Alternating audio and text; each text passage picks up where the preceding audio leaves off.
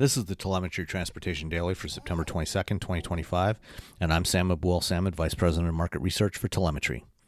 In North America, the electric vehicles launched so far by Stellantis haven't been roaring successes so far. The Dodge Charger Daytona has failed to appeal to muscle car fans, and the Jeep Wagoneer S has suffered from numerous technical issues.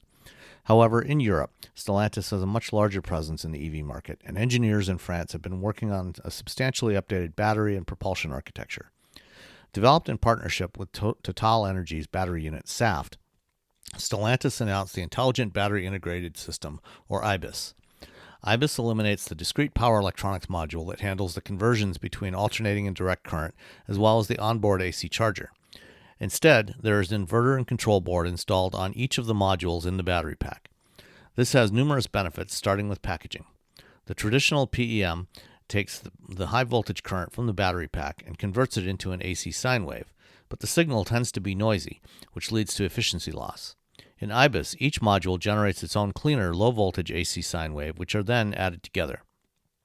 The result is a 10% improvement in energy efficiency and 15% more power in the prototype Peugeot E3008.